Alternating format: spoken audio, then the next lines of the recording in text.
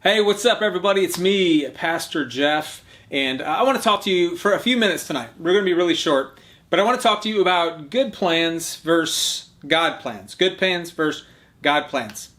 Do you ever wonder if you're doing what you're created for?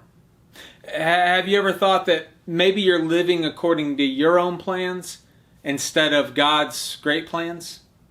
Have you ever thought, man, God's gifted me with resources and talent and abilities and all these things, but I'm not sure that I'm using them to build His kingdom?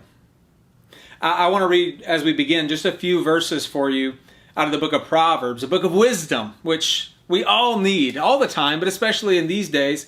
First of all, Proverbs 16:9 says that the heart of man plans his way, but the Lord establishes his steps. And then if we go to Proverbs 19, verse 21, it says, many are the plans in the mind of a man, but it is the purpose of the Lord that will stand. And then perhaps my favorite in the book of Proverbs, one of them at least, is Proverbs chapter 3, verses 5 through 7. It says, trust in the Lord with all your heart, and lean not on your own understanding. In all your ways acknowledge Him, and He will make straight your paths. Finally, in verse 7, it says, be not wise in your own eyes, but fear the Lord and turn away from evil.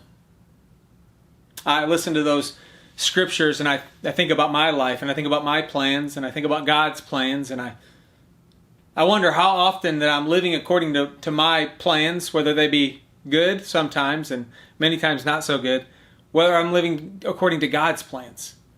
Many times in life we spurn or we stiff arm God's direction because we want to make our own life decisions.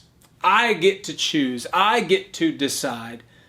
And so we go our own way, only to find out later that that was a mistake, that our plans weren't fulfilling, or we feel ourselves empty at the end of them, and maybe we have regret that we wrestle with. Maybe we should have chose differently. Listen, the other day, my 6-year-old told us that he wanted to make his own life decisions. Isn't that great? He said, Mom, Dad, I want to make my own life decisions. He's six years old. And so later that day, we went to Sonic as a family. My daughter had a gift card left over from school last year, and it was happy hour, so we decided to go crush some happy hour drinks at Sonic. And so we asked the kids, what all do you want? And we have a 2-year-old, and we told him what he was going to get. We made that decision for him because we're loving parents. And then our daughter, Addie, she had the gift card, so she got to choose. And I believe, so we gave our 2-year-old a grape slushie with Nerds. Our daughter, she chose a lemon berry something or another. And then we asked Boyd, our 6-year-old, what is it you want, bud? And he said, I want a Sprite slushie. I said, what? A Sprite slushie? Isn't that like a Sprite with crushed ice? I mean, is that a thing? My wife was wanting to know. She said, don't even order that. Is that even a thing? She was embarrassed that I would even ask Sonic to make a Sprite slushie. So anyway, I ordered it, and they made it, and they brought our drinks to us, and our kids began to drink, and not 5 minutes later, he said, I think I made a mistake. I think I made a mistake, Mom and Dad. And Alicia, my wife, she said, I was going to say something earlier, but listen, bud, I wanted to let you make your own life decisions. Oh, isn't that such a harmless yet important life lesson? I wanted to let you make your own life decisions. I think he saw the other drinks, the grape slush with Nerds and the lemon berry something or another, and he thought, man, this Sprite slushie is just Sprite with ice. It wasn't that his decision was necessarily bad. I mean, it tasted okay. It tasted like Sprite. But it wasn't good either. Let's just say this. It wasn't the best that Sonic had to offer. Isn't that so true in our lives?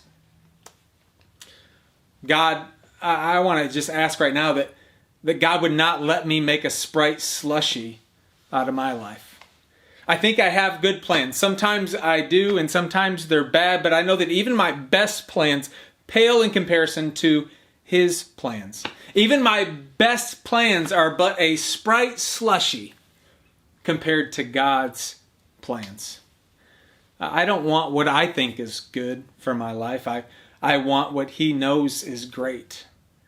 I don't want my plans, but I want God's plans. I don't want good plans. I want God's plan, because I know this about my God. He has my best interest in mind. He is a loving Father who, in Matthew 7, it says He knows how to give good gifts. And so we can trust Him today that His plans are best for us. And so while the heart of ours will plan the way, the Lord will establish our steps. We need to pray that today. That many plans we have in our own mind, but the purpose of the Lord will prevail. We need to pray that today. I want to close you with a quote today from Paul David Tripp. It's actually in his yearly devotional for August 5th today. This was a quote I read this morning. It said, "Today you will convince yourself that you are smarter than God and will write your own rules, or you will humbly submit to His wise call." I'll tell you, what are we going to do today? Are we going to convince ourselves that we're smarter than God, that we want to make our own life decisions, or are we going to humbly submit to His wise call? Can I read Proverbs chapter 3 to you just one more time, and let's just let this be a verse that speaks to our hearts this tonight.